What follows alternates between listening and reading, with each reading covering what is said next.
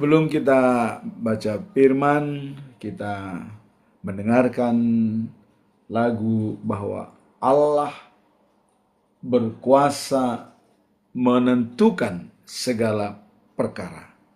Mari kita dengarkan.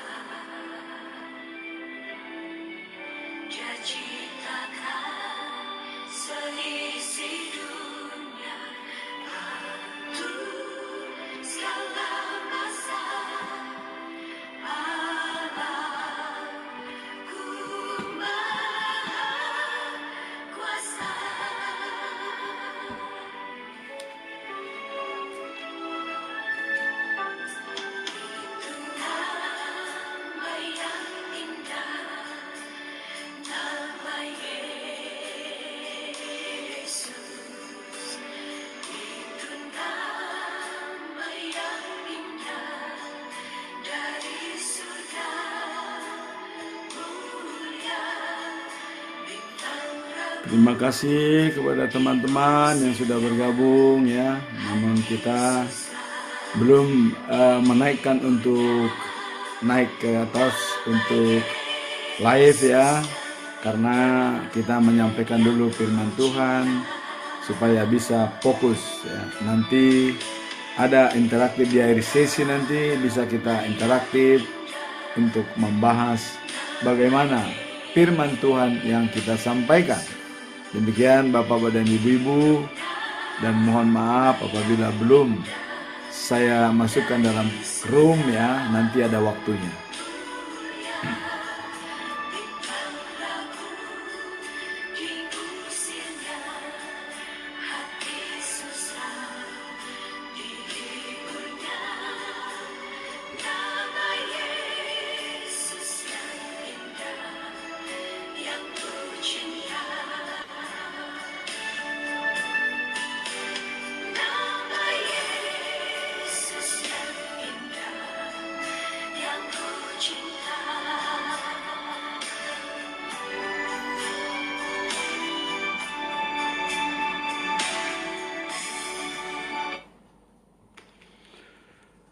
Kita berdoa. Terang dari Allah, cahaya dari langit, terangilah roh dan jiwa kami untuk mendengarkan firman-Mu dalam nama Tuhan Yesus Kristus. Amin. Firman Tuhan pada hari ini di hari yang ke-82 tahun 2026, tanggal 23 Maret tahun 2026, diambil dari kitab Nabi Habakuk pasal 1 ayat yang ke-5 dengan perikop Habakuk mengeluh dengan ketidakadilan. Sebagai nats adalah sebagai berikut. Lihatlah di antara bangsa-bangsa dan perhatikanlah. Jadilah heran dan tercengang-cengang, sebab aku melakukan suatu pekerjaan dalam zamanmu yang tidak akan kamu percayai jika diceritakan. Itulah firman Tuhan pada hari ini.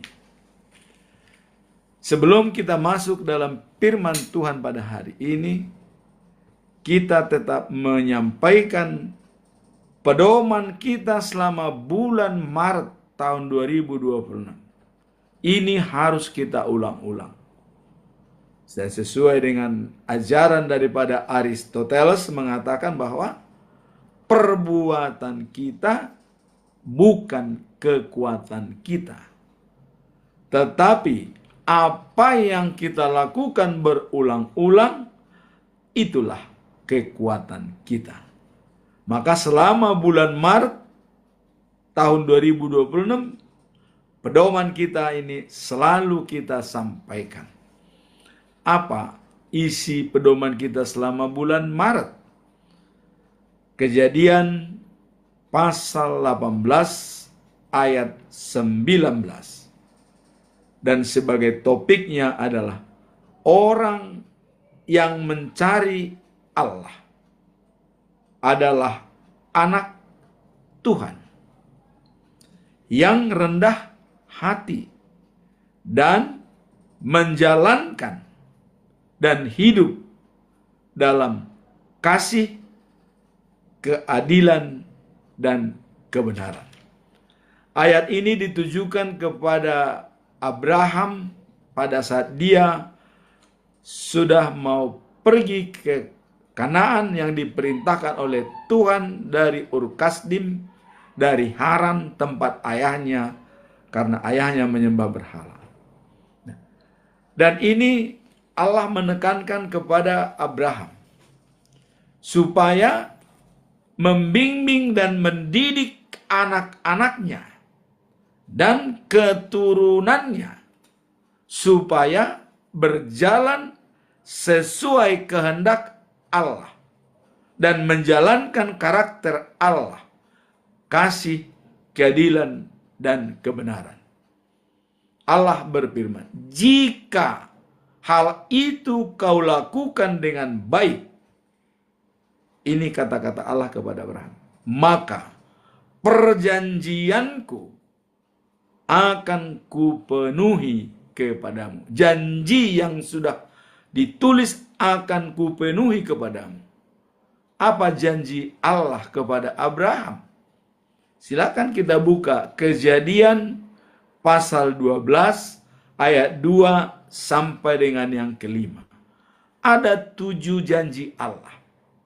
Yang pertama janji Allah adalah, aku akan membuat engkau menjadi bangsa yang besar, dan keturunanmu seperti bintang di langit dan seperti pasir di laut. Sangat besar.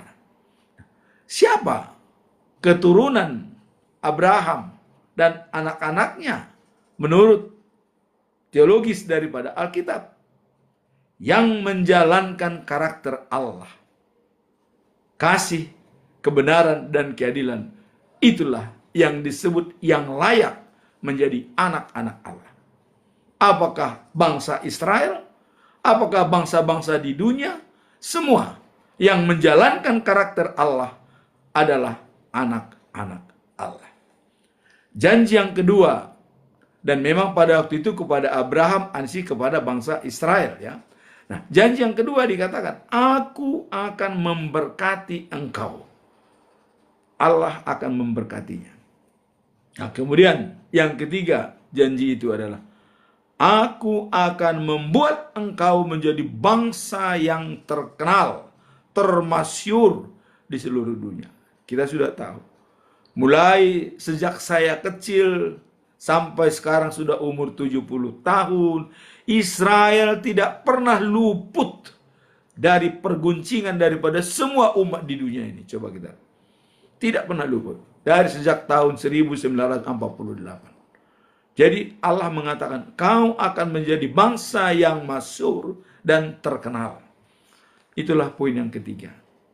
Kemudian poin yang keempat dikatakan, engkau menjadi berkat. Jadi sudah diputuskan oleh Allah bahwa Israel, keturunan Abraham, akan menjadi berkat. Kemudian ada jaminan moral. Tanpa dilakukan oleh bangsa Israel, Tuhan memberikan jaminan. Jaminan moral keselamatan bagi umatnya. Apa jaminan itu diberikan oleh Allah? Poin yang kelima. Orang-orang yang memberkati engkau akan kuberkati. Jadi siapapun yang memberkati bangsa Israel, Tuhan yang memberkatinya. Padahal Israel sendiri tidak tahu. Kalau dia kita berkati, kalau dia kita doakan, dia tidak tahu. Tetapi berhubungan dengan Allah. Karena sudah perjanjian ini.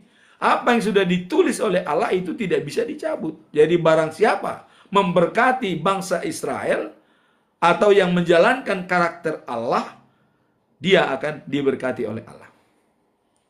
Poin yang keenam. Ini juga termasuk sebagai pesan moral yang sangat-sangat melindungi bangsa Israel. Orang-orang yang mengutuk engkau akan kukutuk. Jadi kalau dalam hal ini, siapapun yang mengutuk Israel, hubungannya dengan Tuhan, bukan dengan Israel. Tapi kalau orang memerangi Israel, baru hubungannya dengan Israel. Tapi soal kutuk mengutuk, hubungannya dengan Tuhan. Maka hati-hati untuk mengutuk bangsa Israel. Saya sarankan kepada kita semua pengikut Kristus, ya, umat Kristiani, jangan pernah mengutuk bangsa Israel. Kita harus mendoakan kalau kita mau dapat berkat dan kita tidak dikutuk oleh Tuhan. Karena hubungannya langsung dengan Tuhan. Dan ini bukan kata Jupiter, bukan kata Wanya, bukan kata orang, tapi Alkitab yang berbicara. Kejadian pasal 12 ayat 2 sampai dengan 3. Ini ditulis ribuan tahun sebelum Masehi. Yesus Kristus sekarang sudah sekitar 2000 tahun sebelum Masehi. Dan dari dia ke Musa mungkin ada 1000 tahun. Jadi sudah sekitar 3000 tahun ditulis ayat ini. Dan ini berlaku sampai kapanpun. Tidak pernah dirubah. Nah, itulah janji yang ke-6. Nah kemudian janji yang ke-7. Ya, janji yang ke-7. Ini kadang-kadang kita sulit dan banyak orang mengatakan, wah berkat itu dari Tuhan. Ya, memang berkat itu dari Tuhan. Tapi awalnya sudah dikatakan oleh Allah. Bahwa karena engkau, Israel, sudah menjadi berkat, maka semua kaum di muka bumi ini melalui engkau mendapat berkat. Dan maka berita kabar baik itu dimulai dari Yerusalem ke seluruh dunia. Dari sana. Nah kenapa bersikokoh memang semua bangsa-bangsa di dunia ini care dengan Yerusalem? Memang dari sanalah berita baik itu diberitakan ke seluruh dunia. Ya. Itu sudah merupakan catatan bagi sejarah. Dan semua bangsa, baik bangsa Arab, teman-teman Islam juga semua, menginginkan Yerusalem itu harus baik. Karena itulah sumber berita baik untuk seluruh dunia. Itulah pedoman kita selama bulan Maret tahun 2020. Dan kenapa ini kita ulang-ulangi? Apalagi saat ini sedang terjadi perang antara Iran, Israel, dan Amerika. Kita tidak tahu apa endingnya ini. Tapi yang jelas pemenangnya adalah siapa menjalankan karakter Allah, dia menjadi the winner. Walaupun dia terpuruk, tapi kalau dia menjalankan karakter Allah, dia akan the winner. Karena keterpurukan itu bukan hanya sekarang. Dulu pun sejarahnya sudah baik terpuruk. Nah, seperti ayat ini nanti kita lihat. Apa keluhan daripada Habakuk? Mari kita lihat dalam ayat hari ini ya. Karena kalau kita lihat, lihatlah di antara bangsa-bangsa dan perhatikanlah. Jadilah heran dan tercengang. Sebab aku melakukan suatu pekerjaan dalam zamanmu yang tidak akan kamu percayai jika diceritakan. Sekarang ini sulit kita percayai. Apa sebabnya Amerika menyerang Iran? Apa sebabnya sama Israel? Dan Iran juga tidak mau bernegosiasi, padahal dia sudah berunding, tapi tetap akan mempertahankan. Kenapa terjadi? Tuhan bekerja di sana. Kita hanya menunggu endingnya. Nanti kita bahas dalam topik hari ini ya, mengenai Habakuk mengeluh. Apa latar belakang daripada perikop ini? Kenapa Habakuk mengeluh? Begitu ada kekejaman daripada orang Babel. Orang Babel ini termasuk, kalau sekarang Iran ya, Iran. Dulu orang Babel, Babilonia, mengapa begitu kejam? Menindas bangsa Israel dan dibiarkan oleh Tuhan. Nah, coba kita lihat ya. Itu dibiarkan, seolah-olah Tuhan malah memakai bangsa Babel untuk mendisiplinkan bangsa Israel. Dalam ayat hari ini ya.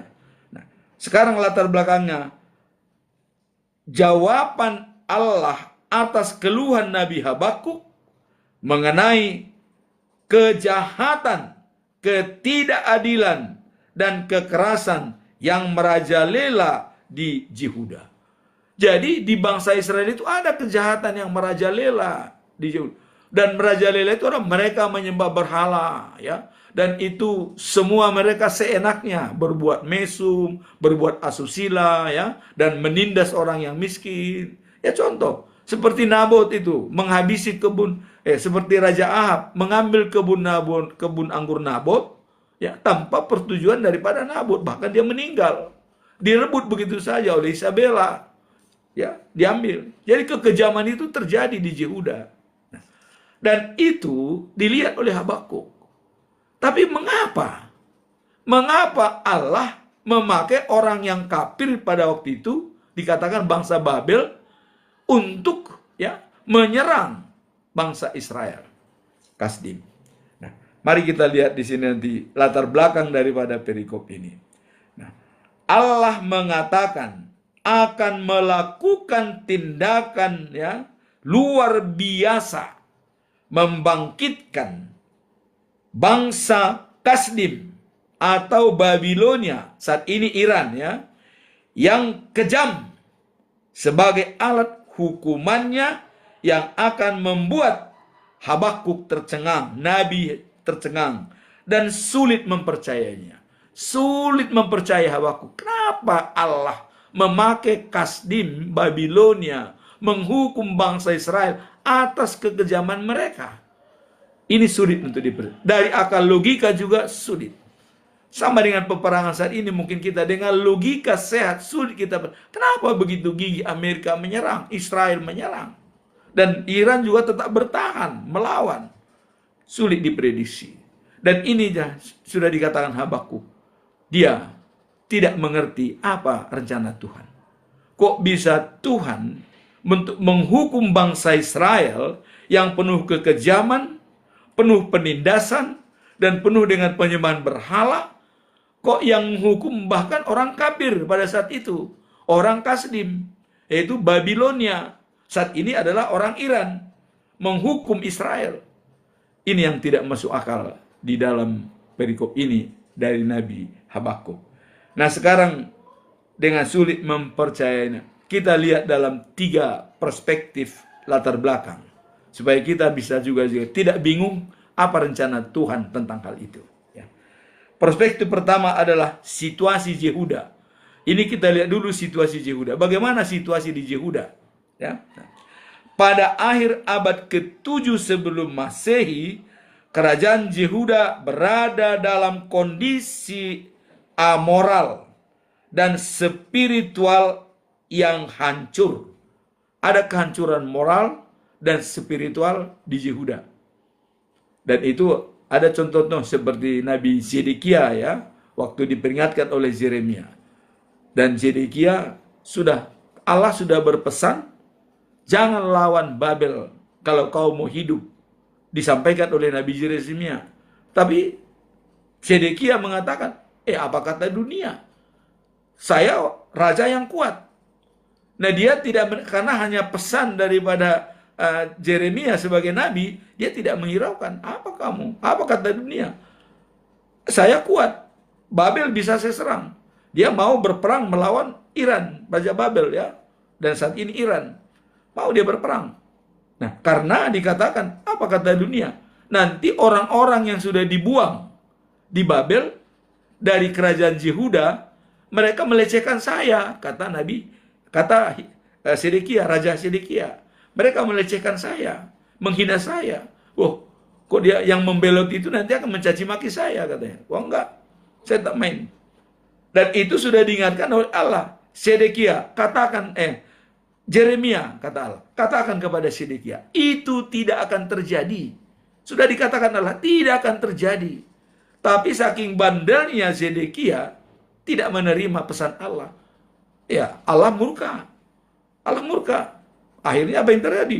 Ur-Kasdim menyerang Sedekia pada malam hari, lari ke Rama, ditangkaplah mereka, anak-anaknya dan perwiranya, ditangkap semua. Dibawa ke Raja Nebukadnezar. Sampai Raja Nebukadnezar, apa yang terjadi? Anaknya semua dipenggal kepalanya di depan matanya Sedekia. Dipenggal semua matanya. Dipenggal kepalanya, mati semua. Dan perwira-perwiranya pun dipenggal semua kepalanya di depan Sedekia. Coba. Kemudian bagaimana Sedekia nasibnya? Matanya dicongkel dua-duanya. Dicongkel matanya. Ya, dibutakan. Dan diikat pakai rantai tembaga masuk dalam penjara. Dan itulah akhir daripada kerajaan Yehuda. Itu yang terakhir. Sehingga mereka habis itu semua dibuang ke Babel. Inilah yang dikatakan oleh Habakuk heran. Kenapa orang yang kafir, yang dianggap kafir karena tidak sesuai dengan penyembah Tuhan, ya, karena mereka menyembah berhala. Pada saat itu Babilonia itu menyembah berhala. Nebukadnezar, Asyur, itu semua menyembah berhala. Nah, sehingga Nabi Habakuk bingung kepada Tuhan. Kenapa mereka bisa dipakai Tuhan alat untuk mendisiplinkan bangsa Yehuda? Ini yang tidak masuk akal di dalam hati Habakuk, ya. Tidak masuk akal. Nah, situasi Yehuda pada akhir abad ke-7 sebelum Masehi, kerajaan Yehuda tadi adalah menyembah berhala. Nah, kemudian ketidakadilan dan kejahatan merajalela di dalam bangsa itu sendiri. Jadi terjadi ketidakadilan, kejahatan dan merajalela. Nah, sehingga membuat Habakuk sedih dan bertanya-tanya, mengapa Tuhan diam? Nah, seolah-olah Tuhan membiarkan. Udah kejadian seperti itu, kenapa Tuhan diam? Ini yang keheranan daripada Habakuk. Nah, kemudian kita lihat dalam poin yang kedua, waktu pemulihan, ya. Nah, jadi waktu penulisan, jadi tulisan ini ditulis oleh Habakuk antara jatuhnya Asyur pada tahun 612 sebelum Masehi diinvasi oleh Raja Babel, ya. Kita tahu Asyur itu adalah Irak. Diinvasi oleh Babilonia atau Asyur, ya, atau Iran, dan dia kalah pada tahun 612 sebelum Masehi. Dan invasi Babel pertama ke Yerusalem tahun 605 sampai 597. Dan setelah Asyur jatuh ke tangan Babilonia, dan mereka merasa kuasanya waduh sangat banyak, bahkan sampai 127 provinsi, sampai ke India dan Ethiopia. Itu kuasa daripada Iran atau Babilonia, sekarang Iran, ya. Nah, itu kuasa besar. Maka dipakai oleh Allah Iran untuk menghantam Yerusalem. Maka tahun 605 sampai 597 sebelum Masehi, Yerusalem ditaklukkan oleh Nebukadnezar. Diangkut semua orang-orang yang pintar dari Yerusalem, orang Yahudi, ke Babilonia.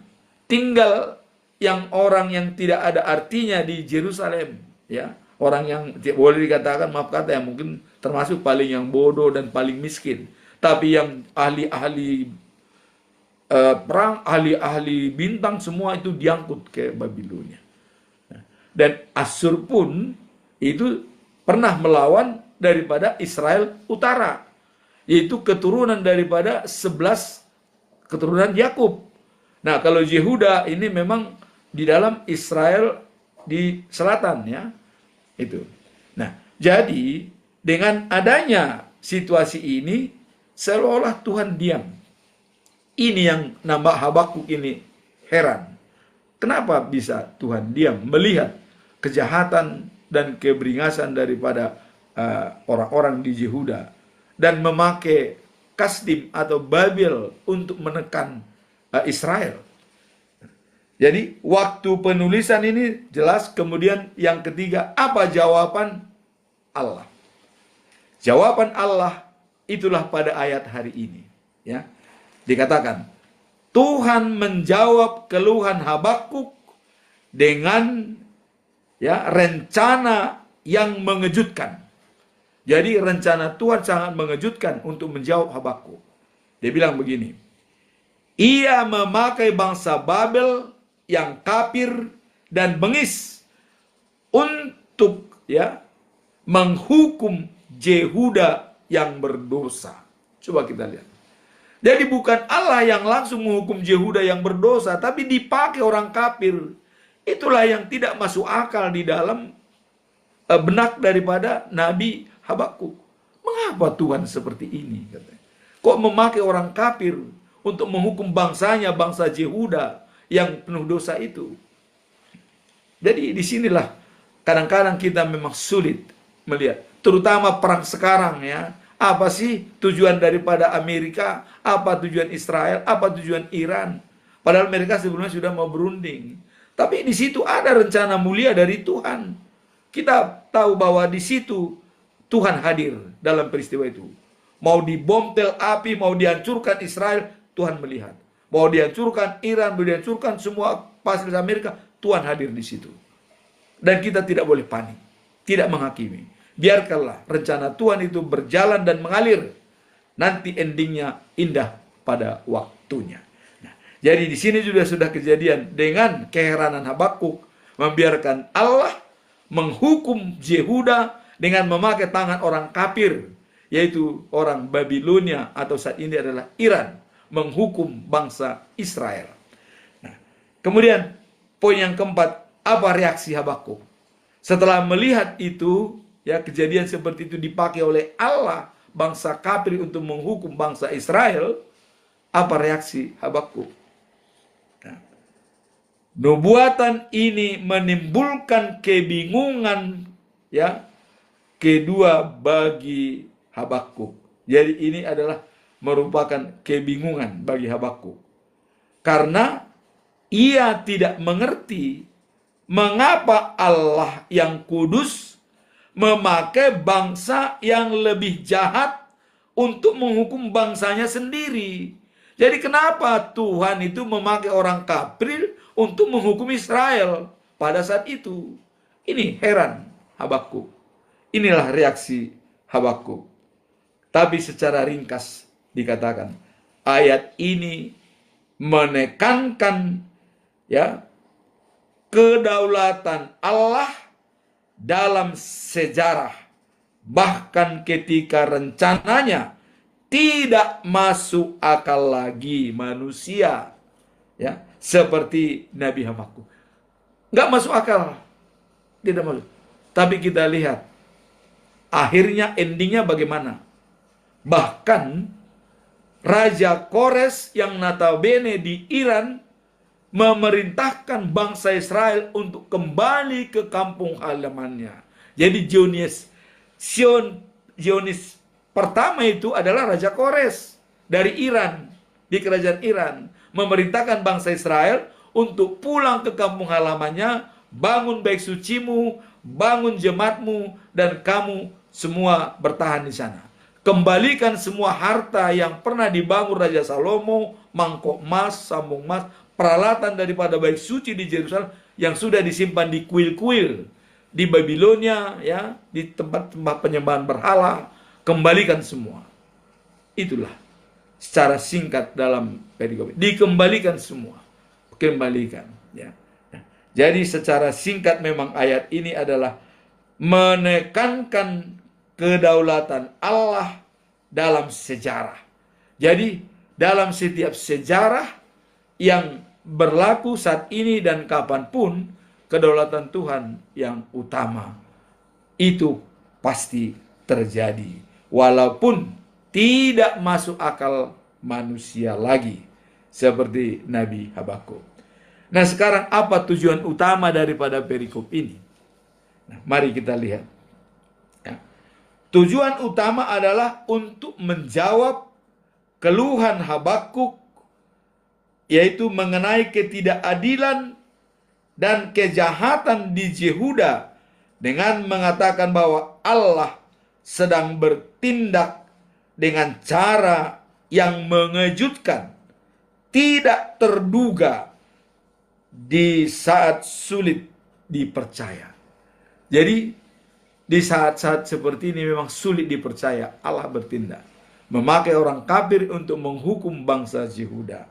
Jadi tujuan utama adalah untuk menjawab keluhan daripada Habakuk. Ini tujuan utamanya. Nah, kemudian cara yang mengejutkan, tidak terduga, dan sulit dipercaya.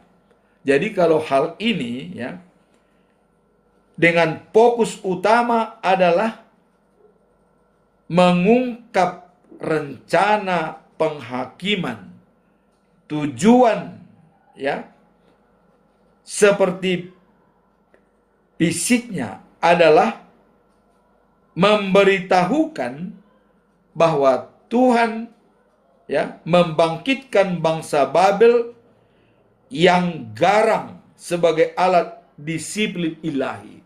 Jadi bisa dipakai oleh Tuhan sebagai alat Dia untuk mendisiplinkan orang lain karena dari kejahatannya, supaya bertobat dari kejahatannya.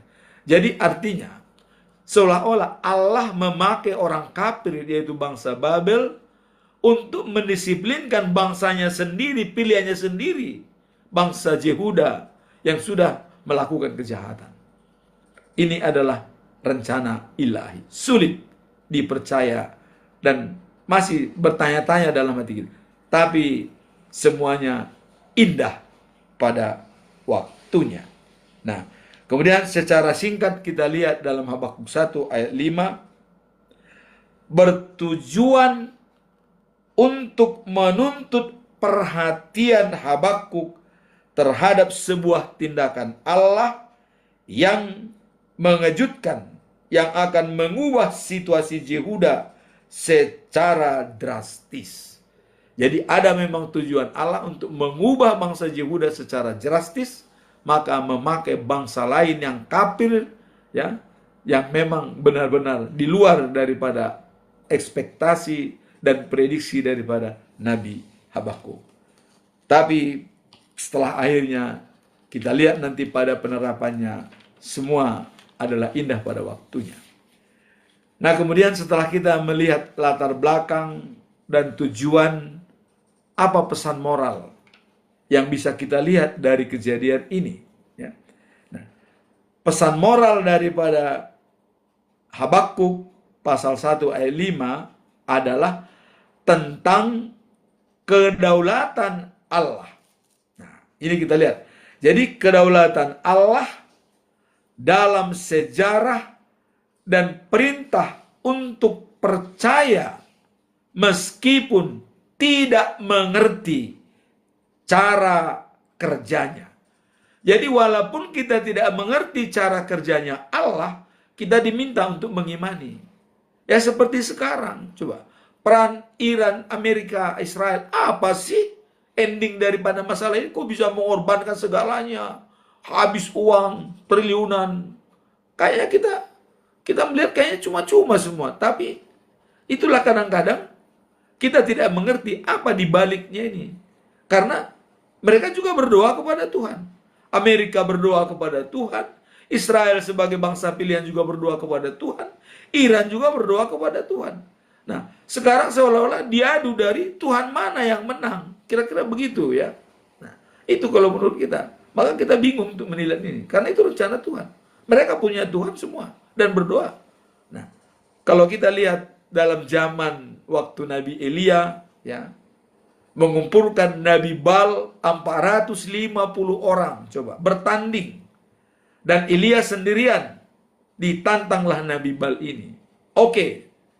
Saya tantang Mintalah kepada Tuhanmu, ilahmu, katanya kepada Nabi Bal yang 450 orang. Dan saya sendiri, kita taruh di sini persembahan lembu untuk dibakar. Mintalah api dari Tuhanmu, kata Nabi Elia. Dan saya juga akan minta dari Tuhanku, Nabi. Ya, Nabi Elia mengatakan, saya minta dari Tuhanku mengenai api. Siapa nanti kita pemenang? Diberikan kesempatan kepada Nabi Bal 450 orang yang dikelola oleh yang dikelola oleh Isabella, ya, waktu itu Raja Ahab. Nah, 450 orang nabi. Mereka berdoa mati-matian, bahkan sampai melukai badannya untuk mendatangkan api supaya bisa membakar daripada persembahan itu yang sudah disampaikan di atas mezbahnya untuk dibakar. Sudah sampai sore mulai pagi, tidak datang api. Bahkan mereka semua kesal. Nah, jadi diuji. Tuhan mereka diuji. Siapa Tuhan yang benar itu? Kira-kira begitu. Nah, akhirnya begitu mereka, oke, Anda sudah menyerah dan tidak bisa lagi. Disaksikan oleh bangsa Israel. Karena bangsa Israel tadinya berpihak pada Nabi Bal. Ya. Tapi dengan kejadian ini, maka Nabi Elia berdoa kepada Tuhan. Potong lembunya, taruh di atas mezbah, dia meminta api kepada Tuhan. Begitu dia berdoa, datanglah api membakar lembu itu sampai habis. Diuji, Tuhan mana yang benar? Nah, ini pun kita tanda tanya nih. Tuhan Amerika, Tuhan Israel, atau Tuhan Iran yang benar? Karena Tuhan itu hadir di sana. Nah, ini diuji saat ini, ya. Nah, maka dalam ayat hari ini, rencana Tuhan itu sulit dimengerti oleh orang. Tapi endingnya akan kita lihat. Maka jangan terlalu banyak berkomentar, inilah, itulah, inilah, itu. Jangan. Biarkan berjalan, mengalir. Dan itu pasti terjadi, semua pasti terjadi.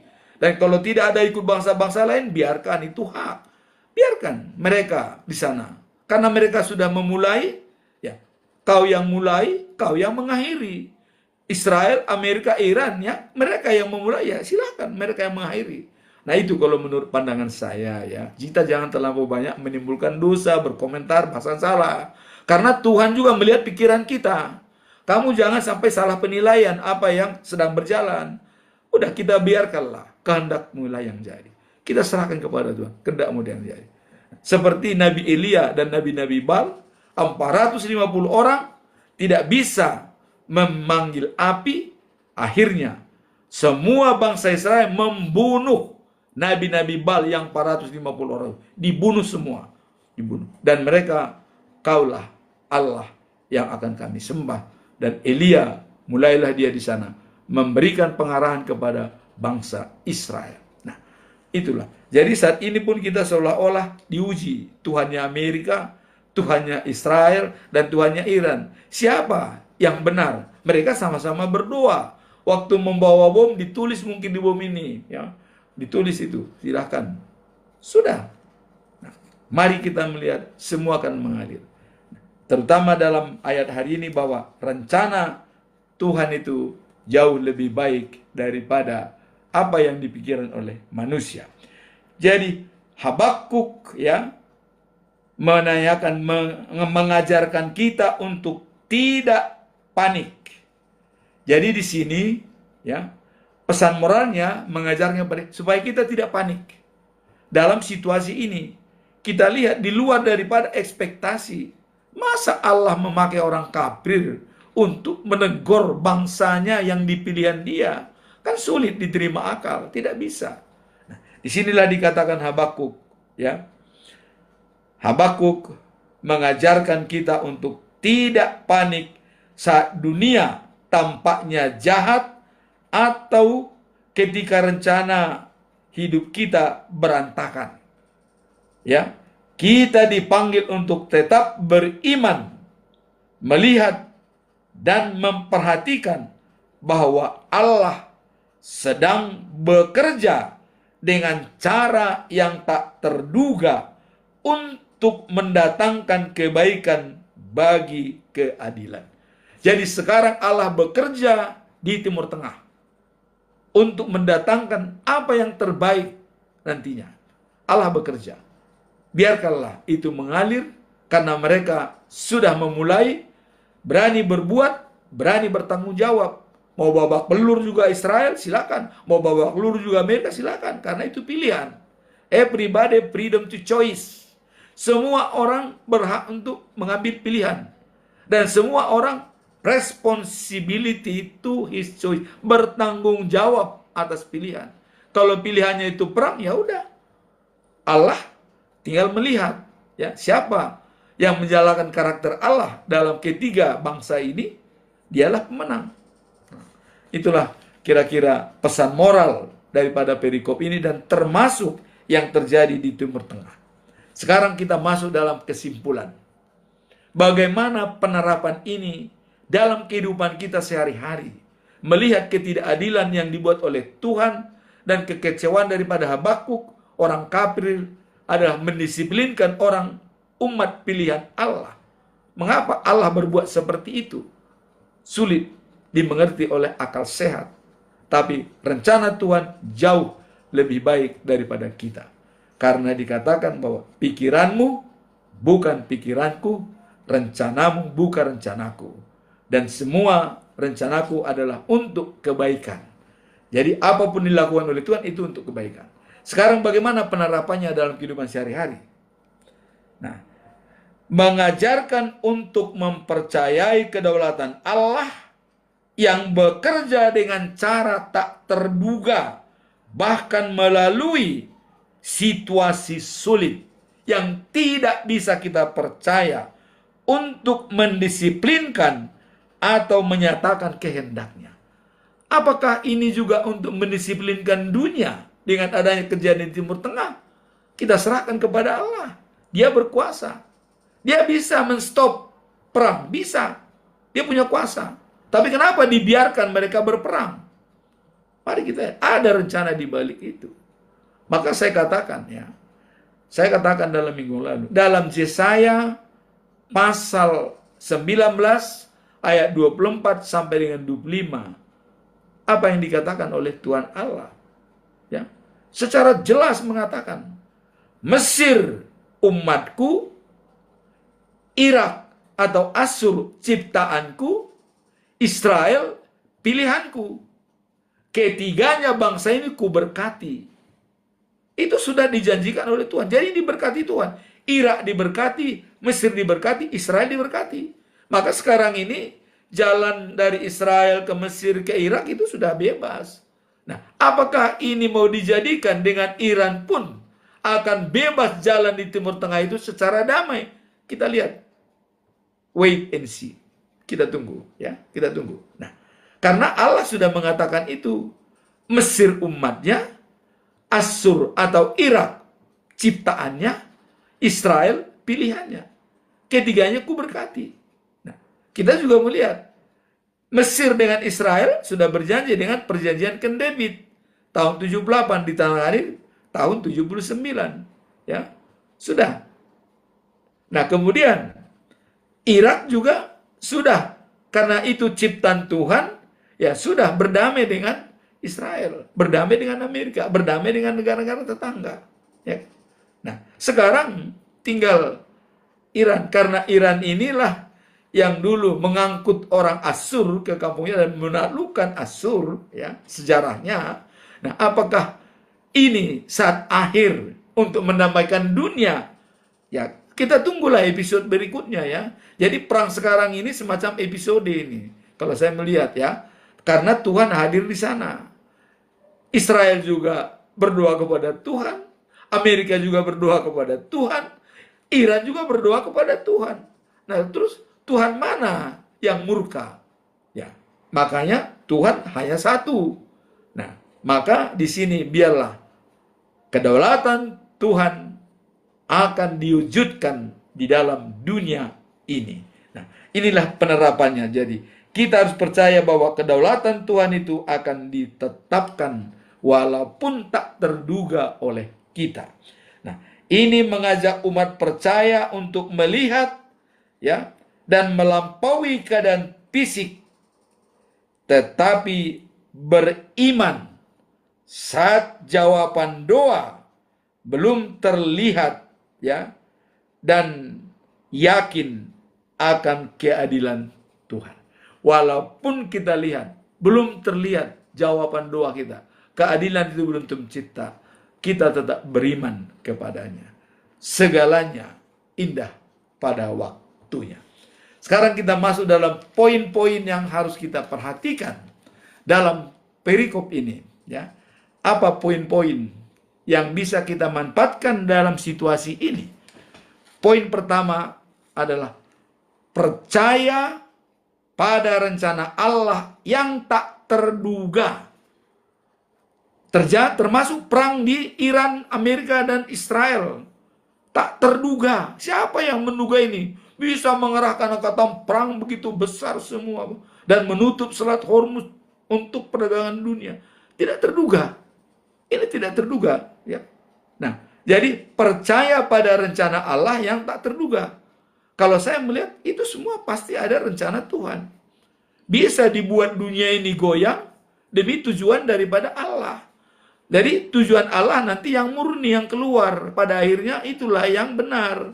Nah, jadi di sini dikatakan, ya, Tuhan bisa memakai situasi atau orang yang tidak disangka-sangka untuk menggenapi rencananya, sama seperti ia memakai bangsa Babel yang kejam untuk menegur Yehuda, ya, sebagai pilihannya. Nah, jadi disinilah kita diajak percaya bahwa Allah memegang kendali bahkan ketika situasi, ya, terasa tidak masuk akal atau, ya, menyakitkan. Nah, jadi walaupun saat ini memang menyakitkan, kalau kita lihat peristiwa itu banyak yang korban, yang tak berdosa, ya. Tapi ya, itulah memang. Kalau itu adalah untuk mewujudkan rencana Tuhan yang murni, ya, kita wait and see. Karena dalam ini dikatakan bahwa kita diajak untuk percaya bahwa Allah memegang kendali bahkan ketika situasi terasa tidak masuk akal atau menyakitkan. Ini tidak masuk akal ini. Apa sih fungsinya Amerika mengerahkan kekuatan bahkan kurang hanya untuk coba Iran? Tidak masuk akal. Tapi Tuhan punya kendali untuk menyelesaikan itu. Itulah poin pertama yang perlu kita pegang, bahwa percaya pada rencana Allah yang tak terduga. Itu poin yang pertama. Poin yang kedua yang bisa kita simak, mengembangkan iman di tengah ketidakpastian. Nah, jangan sampai iman kita goyah dengan adanya ketidakpastian. Baik yang pro Amerika, yang pro Iran, yang pro Israel, jangan goyah. Ini ketidakpastian biarkan mengalir. Tuhan hadir di sana pada saat bom dijatuhkan, ada di sana Allah melihat semua itu, ya, melihat. Nah, maka di sini dikatakan mengembangkan iman di tengah ketidakpastian. Iman kita tidak goyah, tidak berubah. Harus tetap yakin bahwa semua ada di tangan kendali daripada Tuhan. Kan manusia ini kan ciptaan Tuhan. Apapun, sehebat apapun Amerika, sehebat apapun Iran, sehebat apapun Israel, itu semua ada di bawah kendali daripada Tuhan. Kalau dibiarkan mereka saat ini berperang, apakah supaya mereka semua lesu, sehingga pada saatnya mereka akan menyesal dan bertobat? Bisa jadi, ya. Nanti mungkin dengan hancurnya Israel oleh Iran, mereka bertobat. Atau hancurnya juga Iran pada saat ini, mereka bertobat. Hancurnya juga Amerika dengan fasilitasnya, ya, mereka juga bertobat. Kita tidak tahu. Wait and see. Tuhan yang tahu.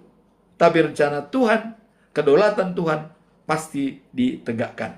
Itulah poin yang kedua. Untuk tidak putus asa, melainkan mempercayai keadilan Tuhan yang sedang bekerja di balik kejahatan, ya, meskipun kita belum melihat hasilnya, apakah untuk kemaslahatan umat di dunia ini atau untuk kepentingan kelompok atau golongan. Kita belum melihat ini hasilnya. Apakah untuk kepentingan Amerika, apakah kepentingan Israel, apakah untuk kepentingan Iran, atau kepentingan kemaslahatan umat. Mari kita lihat nanti endingnya. Tapi yang jelas, dunia sekarang terimbas. Dengan ditutup Selat Hormuz, dan suplai bahan bakar, stop, dan banyak yang menderita, harga minyak naik. Tapi apakah nanti dibukanya itu kembali ke masalah umat dengan normal? Ya, kita tidak tahu. Kita tunggu. Allah berkuasa untuk hal itu. Itu yang key point-nya yang perlu kita lihat, bahwa ayat ini merespon, ya, bahwa Habakuk tetap akan membiarkan itu, dan dia untuk tidak putus asa dan tidak panik, tapi menerima kedaulatan Allah yang terjadi. Kemudian poin yang ketiga, ini memang kadang-kadang sulit yang ketiga ini, bersukacita dalam kesulitan. Sekarang situasi sulit, susah, tapi harus bersukacita. Nah, ini sulit untuk diterima. Bersukacita dalam kesulitan. Nah, seperti Habakuk yang akhirnya mampu bersukacita meskipun nubuatan tersebut berat. Dia berat menyampaikan nubuatan itu. Kok bisa, ya, Allah memakai bangsa kafir untuk menegur umatnya sepilihannya? Ini yang susah dimengerti oleh Habakuk. Tapi dia katakan dia tetap bersukacita walaupun seperti itu, ya. Karena untuk memiliki iman yang kuat dan tetap bersukacita karena kekuatan Tuhan, bukan karena situasi yang baik. Nah, jadi di sini artinya untuk memiliki iman yang kuat, jangan sampai goyah, dan tetap bersukacita, ya. Nah, karena kekuatan Tuhan, bukan karena situasi yang baik. Jadi kekuatan Tuhan itu adalah untuk diberikan dalam situasi baik atau tidak baik, dia tetap berjalan. Tidak ada yang pernah menghambat kekuatan Tuhan. Nah, kemudian kalau kita melihat waktu Yesus berkhotbah di bukit, apa yang disampaikan oleh Yesus dalam Injil Matius pasal 5 ayat 4, Yesus mengatakan, bersukacitalah, ya, berbahagialah orang yang berduka cita. Coba, justru yang berduka cita, Yesus mengatakan berbahagia. Sulit untuk diterima. Kenapa dikatakan berbahagialah orang yang berduka cita? Karena akan dihibur oleh Allah dan manusia. Jadi akan ada penghiburan. Maka dikatakan berbahagia yang bersuka cita. Ya, tidak terpuruk. Tetap eksis. Nah, karena dikatakan berbahagialah orang yang bersedih hati, Allah akan menghibur mereka. Karena mereka akan dihibur. Jadi ini pun, kalau Allah membuat kita bersedih, bersuka cita, ada tujuan tertentu di balik daripada kesedihan itu. Ya seperti contoh saya katakan, seperti Ayub, ya. Dia bersedih, habis hartanya, habis anaknya, dia sakit borok, ya. Tapi ada rencana di balik itu, rencana Tuhan. Tuhan bangga bahwa dia adalah tetap beriman. Bangga kepada iblis, iblis, kau lihat itu Ayub yang baku, dia adalah tetap memuji aku. Iblis mengatakan kalau hartanya ada, ini ada, banyak alasan. Tapi walaupun itu diselesaikan, tetap Ayub. Nah, jadi di balik kesusahan yang kita alami, ada yang lebih baik untuk kita terima. Maka dikatakan, berbahagialah orang yang berduka cita, karena dia akan dihibur oleh Tuhan dan manusia. Nah, sekarang kita masuk dalam poin yang terakhir, yaitu poin yang keempat, ya. Poin yang keempat adalah perhatikan dan renungkan pekerjaan Tuhan. Nah, di sini apakah kita merenungkan? Sekarang kalau kita berpikir ini, apa sih yang dipikirkan oleh Allah di sorga dengan kejadian perang Iran dan Israel? Apa yang dipikirkan sekarang? Coba kita renungkan. Coba kita merenungkan, perhatikan dan renungkan pekerjaan Tuhan. Saat ini Tuhan ada di sorga, maha tinggi, maha kuasa. Melihat kejadian itu. Kenapa dibiarkan habis manusia, mati, korban segala macam? Ada rencana di balik situasi ini yang terbaik. Untuk merenungkan seperti itu. Nah, perintah untuk perhatikan ya, dan heran di dalam ayat 5 ini ya, adalah ajakan untuk berhenti sejenak. Artinya, mari kita merenung bagaimana situasi ini. Merenung kita sejenak. Kemudian mengamati dan merenungkan bagaimana Tuhan bekerja dalam sejarah dan hidup kita daripada hanya fokus pada masalah. Jadi dengan kejadian ini kita jangan terlampau fokus pada masalah yang ada peperangan saat ini. Mari kita merenung bagaimana Tuhan melihat ini. Mari kita berpengalaman bersama kita dengan Tuhan melihat situasi kejadian itu. Bagaimana endingnya itu.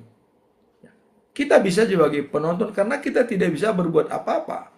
Hanya Tuhan yang bisa berbuat untuk mengatasi mereka yang berperang. Bahkan ya, negara-negara sekutu Amerika pun tidak mau bergabung. Mereka diam semua. Dan Rusia pun kelihatannya diam. Ya. Ini kita lihat. Mungkin yang tiga ini harus bertikai, silakan. Biar babak belur mereka juga ada nanti hikmahnya. Tuhan punya rencana di balik semua itu. Ya kalau bisa misalnya, Tuhan bisa aja mengerahkan, ayo negara-negara, habisin semua, berangkat. Kau Rusia masuk, awal lagi perang. Perang nuklir, perang senjata, silakan. Biar terjadi perang dunia ketiga atau bagaimana. Bisa terjadi. Tapi kok kelihatannya, ya. Bahkan ada ancaman, kalau tidak dibuka Hormuz, kami hancurkan katanya. Dan memang bagaimana kesadaran daripada teman-teman di Iran. Ya, mungkin kalau mereka ada kalanya bisa mengalah untuk menang. Itu harus dipakai. Ya. Mengalah untuk menang. Bisa. Nah, dan situasi ini maka dikatakan di sini. Perhatikan dan renungkan pekerjaan Tuhan. Mari kita renungkan. Karena situasi itu juga termasuk pekerjaan Tuhan. Seperti pengalaman Habakuk. Ya. Bahwa melihat seolah-olah Tuhan diam membiarkan bangsa Israel. Ya. Melakukan kejahatan dan kekejaman. Tapi dipakai oleh Tuhan bangsa Babel untuk mendisiplinkan bangsa Israel. Maka Yerusalem jatuh ke tangan Babel. Semua mereka diangkut ke Babel selama 70 tahun. Disinilah kita merenung pekerjaan dan apa yang dilakukan oleh Tuhan. Sekarang mari kita berpengalaman dengan Tuhan dalam situasi ini. Dan ya, bekerja dalam sejarah dan hidup kita daripada hanya fokus pada masalah. Kita tidak usah fokus terhadap masalah-masalah yang ada, tapi mari kita merenungkan Tuhan bekerja dalam situasi sulit apapun. Kemudian secara ringkas tentang Habakuk pasal 1 ayat 5 ini adalah memanggil kita untuk tidak berhenti mengandalkan pengertian sendiri. Ini yang mau disampaikan. Jadi dengan ayat ini kita berhenti mengandalkan pengertian sendiri, analisa sendiri, ini nanti begini, ini begini, bagaimana. Jangan, karena Tuhan punya rencana di balik situasi yang terjadi. Jadi di sini dikatakan jangan ya, mengandalkan pengertian sendiri dan sebaliknya tercengang melihat cara Tuhan bekerja untuk mendisiplinkan dan menyelamatkan umatnya. Jadi ini bisa saja cara Tuhan bekerja untuk mendisiplinkan dan menyadarkan umatnya supaya menjalankan karakter Allah, kasih, keadilan, dan kebenaran. Saya tidak menuduh kalau di Iran tidak ada kasih, tidak ada keadilan, tidak ada kebenaran. Biarkan. Tuhan yang lebih tahu. Apakah di Iran ada kasih, ada keadilan, ada kebenaran? Ya, kita melihat seperti pembantaian orang-orang yang demo sampai ribuan orang dibunuh seperti di Tiananmen. Tapi itu ya tidak kita, itu resiko. Mereka mendemo kepada pemerintah yang sah. Ya memang kalau itu menurut pimpinan Iran sah membunuh orang tak berdosa, yaitu hubungannya dengan Tuhan. Ya kan? Karena manusia itu adalah ciptaan Tuhan. Tapi kita ingat dalam Amsal pasal 6 ayat 16 sampai 19 ada 7 yang dibenci oleh Allah dan tidak akan dibiarkannya. Tuh, ada 7 yang dibenci oleh Allah. Yang pertama, sikap yang sombong. Jadi sikap yang sombong sudah dibenci oleh Allah, apalagi sombong. Apakah dengan adanya banyaknya nuklir, banyaknya senjata itu bisa membuat sombong? Apakah itu ditunjukkan pada saat ini? Ya kita lihat coba. Yang tidak berdosa diserang. Emirat Arab, Jordan, ya apa. Semua negara-negara tetangga kok menderita. Apa hubungannya? Walaupun ada di sana aset-aset Amerika, tapi kenapa korban negara tersebut? Nah, ini mari kita lihat. Sikap yang sombong itu adalah dibenci oleh Allah. Nah, kemudian yang kedua, mulut yang berbohong. Nah, sekarang apakah kalau katanya Iran tidak punya nuklir? Apakah benar? Apakah ini bohong? Ya, hanya Tuhan yang tahu. Kita serahkan kepada mereka. Punya nuklir atau tidak. Tapi yang jelas ada rencana untuk memakai nuklir untuk memusnahkan Israel. Ya itu mungkin. Itu mereka lah yang tahu ya. Mereka yang tahu. Jadi mulut yang berbohong. Nah kemudian yang ketiga adalah tangan yang membunuh orang yang tidak berdosa. Siapa yang membunuh orang yang tak berdosa? Tangan siapa? Itu dibenci oleh Allah. Tidak ampun. Ya.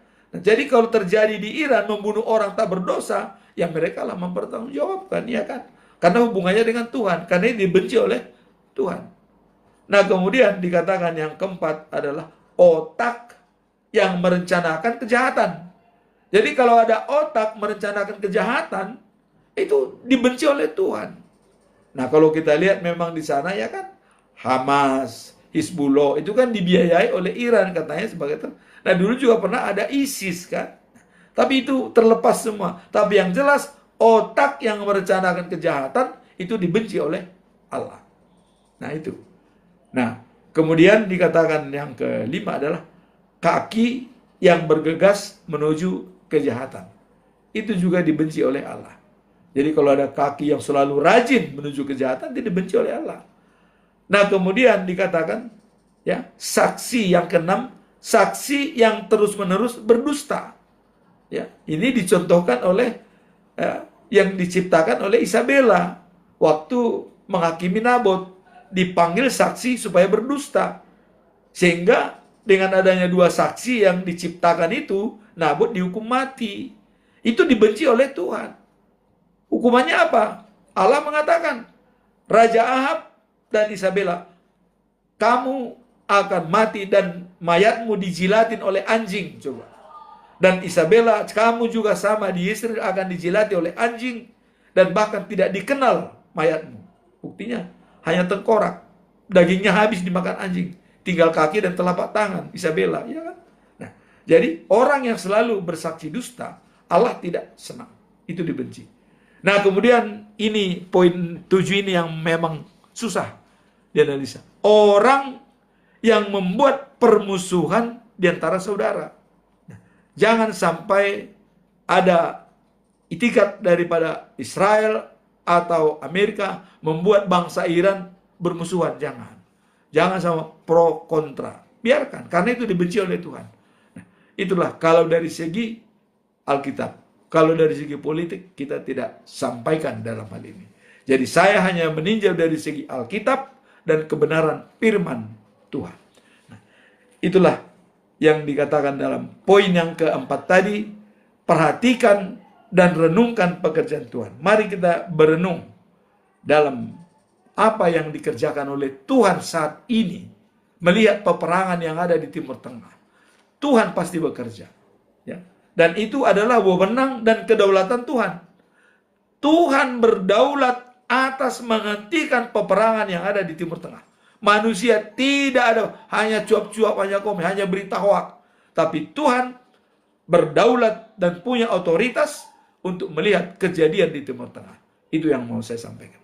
Sekarang kita masuk dalam kesimpulan. Dalam konteks ini, kita diajak untuk tidak hanya melihat kesulitan ya yang ada, tetapi juga untuk percaya bahwa Tuhan memiliki rencana yang lebih besar dan jauh lebih baik dan lebih besar dari apa yang bisa kita bayangkan. Bahkan ketika kita tidak ya memahami langkah-langkahnya dan kesempatan untuk melihat menghasilkannya, Tuhan seringkali muncul di saat-saat yang paling tidak terduga. Ini kita lihat nanti. Tuhan pasti akan muncul di saat-saat yang tidak terduga. Apakah nanti ini untuk membuat perdamaian di seluruh dunia? Ya, wait and see. Bisa saja nanti dengan adanya perang ini, Palestina jadi merdeka aman, Iran juga jadi aman, semua Israel aman, negara-negara aman, Timur Tengah semua aman. Ya, wait and see. Mudah-mudahan itu yang terjadi rencana daripada Tuhan. Dari semua episode-episode yang terjadi di Timur Tengah, bisa menciptakan kedamaian di semua Timur Tengah sehingga mereka aman. Terutama pergi untuk naik haji aman di Arab Saudi. Itu kita harapkan ya, supaya iman kita tetap percaya bahwa ini ada kedaulatan Tuhan yang akan menyelesaikan. Itulah firman Tuhan pada hari ini. Marilah kita merenungkan dan berpengalaman dan sepikiran dengan Tuhan apa yang terjadi di sana. Amin. Kita berdoa. Tuhan yang penuh kasih, kiranya Engkau membuka mata kami untuk melihat setiap perbuatan-Mu yang ajaib di dalam hidup kami. Ajarilah kami untuk tetap percaya meskipun dalam keadaan kesulitan, dan beri kami pengharapan di setiap langkah kami. Dalam nama Tuhan Yesus Kristus kami berdoa. Amin. Ya, demikianlah saudara-saudara dan bapak-bapak dan ibu-ibu. Dan kalaupun kita mau mencoba interaktif, ya saya coba undang teman-teman dengan mendengarkan firman Tuhan pada hari ini. Mungkin kita bisa untuk sama-sama ya. Saya coba akan undang untuk masuk yang sudah antri kayak untuk masuk ya. Nah, silakan kita bisa sama-sama untuk mencoba menganalisa mengenai ayat hari ini. Mengapa Allah memakai bangsa yang kafir untuk mendisiplinkan bangsanya sendiri dan pilihannya sendiri? Nah, silakan, saya sudah mengundang di sini ya, Bapak Maruli. Ya, bisa on cam Mamang supaya kita lebih jelas, Bapak Maruli. Sebentar, kalau gitu saya akan pakai baju kaos dulu. Ya, baik. Dan juga Bapak TikToker ya. Ya, silakan Mamang, bisa kita ini diskusi ya, dan silakan bisa on cam. Dan ini juga ada Pak Nonem ya, saya undang, silakan yang mau menerima masuk, silakan masuk.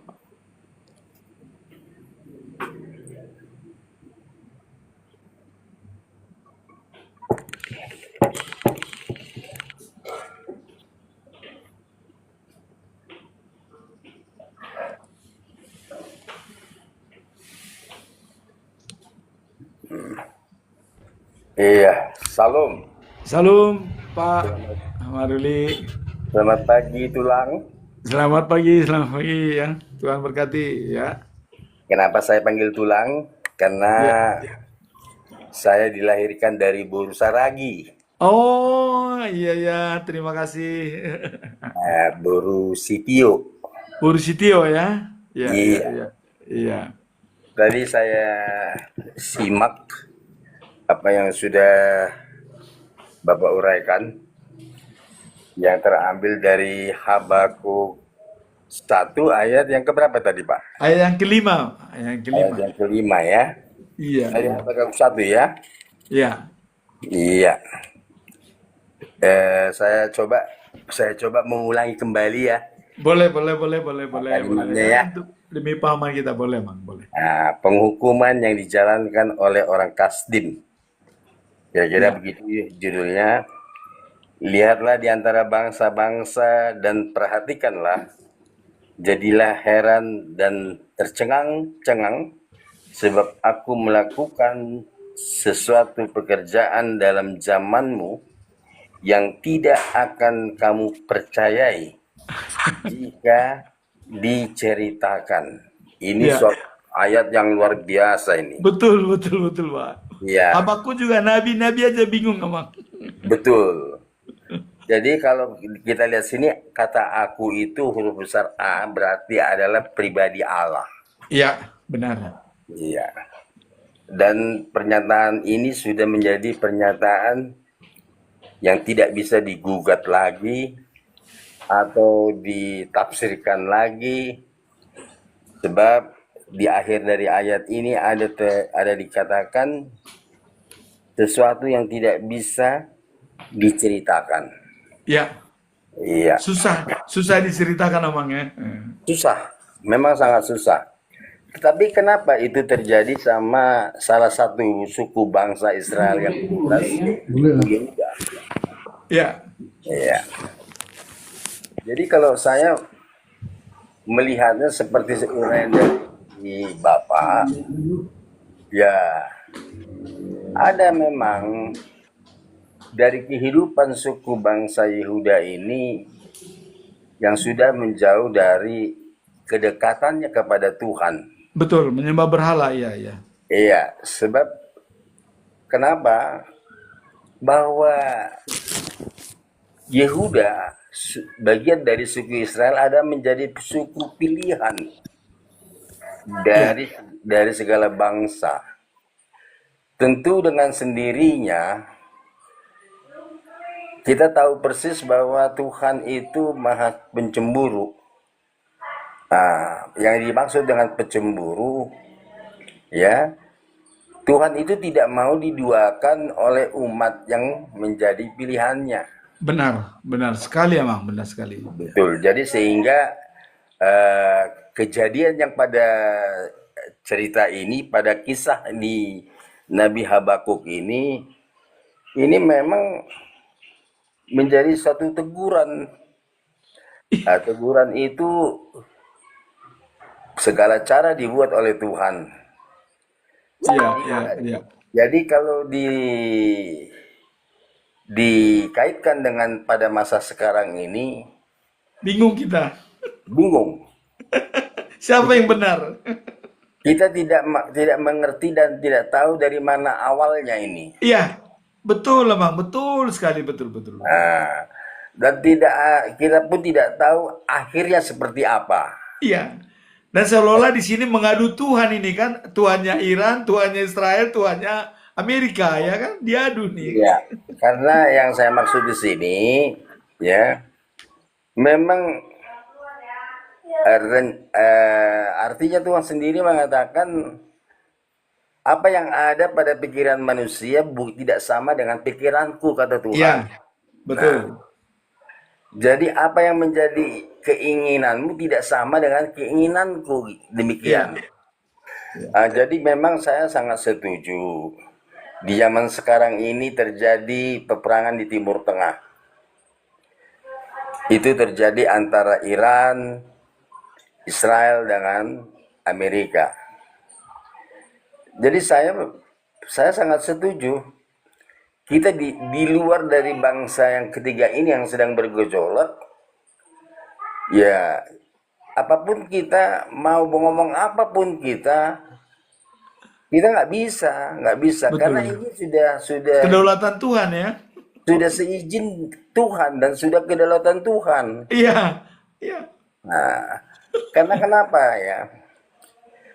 Eh, Babilonia yang tadi disebutkan itu kok Tuhan pakai orang-orang yang tidak mengenal Tuhan. Mendisiplinkan Yehuda ya. Iya, jadi artinya di sini di Indonesia saja, di Makanya Indonesia. Nabi bingung itu, Bang. Iya betul. Padahal Nabi itu adalah utusan daripada Tuhan kan. Iya, iya dia pilihan. Dia sendiri bingung. Nah, dia sendiri bingung, dia sendiri heran. Nah, bahkan Nabi Habakuk sendiri berdoa yang begitu kusuk kepada Tuhan, tetapi kok tidak muncul-muncul hasil jawaban doanya kan gitu. Iya, iya masih tanda tanya ya. Masih tanda tanya. Jadi kalau kembali kepada diri pribadi kita yang sudah percaya dan beriman kepada Yesus sebagai juru selamat, ya tentu saja ini menjadi pelajaran buat kita sebagai orang yang beriman kepada Tuhan Yesus, ya. Iya, Dalam iya. renungan hari ini yang sudah disampaikan sama Bapak, nah, bahwa ketika kita mengandalkan Tuhan Yesus, ketika kita berpengharapan kepada Tuhan Yesus, tetapi seketika terjadi badai kehidupan pada diri kita menyimpang dari keimanan kita yang sudah kita percayakan, kemudian kita mencoba, contohnya, kebetulan saya tinggal di daerah Yogyakarta ini Pak, Iya, iya, iya, Bang ya. ya, kalau seandainya saya pergi ke Gunung Kidul, ke gunung macam-macam lah ya, Iya, iya, iya. berarti kan saya sudah menduakan Tuhan dan Tuhan, menyakiti hati Tuhan. Karena saya menyembah yang berhala. berhala. Nah, Iya, tentu itu semua akan timbul pada saatnya tumbal yang akan menjatuhkan, mengerikan terhadap diri saya. Itu sudah pasti itu nggak bisa dikatakan oh nggak mungkin kalau kita ingat begini-gini apa yang diminta, oh tidak bisa, itu iya, iya, pasti. iya. Nah, nah yang saya maksud di sini, kalau saya ini kan hanya sekedar kita sharing ya Pak. Iya, iya, sharing aja kita untuk diskusi supaya lebih meyakinkan bahwa kedaulatan Tuhan itu dari dulu sampai sekarang itu berjalan. Nah, itu. Ya, kedaulatan Tuhan itu tidak berubah. Iya, Ah, dan kalau dari perjalanan perjanjian lama sampai menjelang kita memasuki perjanjian baru, segala cara dibuat oleh Tuhan, tetapi manusia tetap melakukan suatu hal yang tidak berkenan di hati Tuhan, dosa. iya, Penghukuman Bah itu salah satu peristiwa Sodom Gomora. Selanjutnya terjadi perang antara Israel dengan Palestina, dan Israel dengan yang kita sebut sekarang ini ada Iran dengan Irak, ya. Tetapi tidak ada satu perubahan. iya. Tidak ada satu perubahan. Nah, Semua berkeras. semua berkeras. Tidak ada yang mau damai mengalah untuk menang, nggak ada. Betul. Akhirnya tuh Allah itu harus hadir di tengah-tengah dunia ini sebagai juru selamat. Iya, Nah, sebagai juru selamat yang kita imani dan yang kita kenal adalah Yesus Tuhan. Ini Tuhan itu hadir adalah menghendaki supaya umatnya yang percaya mempunyai kehidupan keabadian pada saatnya. betul, Pak. Nah, ini di dalam zaman sekarang ini Toh, kenapa bangsa Israel yang diurapi Tuhan kok dimusuhi? Kok dia mau di gimana kalau saya bilang bahasanya ya? Mau dihancurkan. Mau dihancurkan. Nah, ini terjadi dari bangsa-bangsa yang ada di Timur Tengah ini ya. Tadinya kan boleh dikatakan yang serba canggih senjatanya dan sebagainya. Itu sudah dibuktikan bagi negara Irak dengan negara Libya. Nah, kemudian yang sekarang menjadi negara Iran yang mempunyai nuklir yang ditakutkan lah ya. Yang ditakutkan.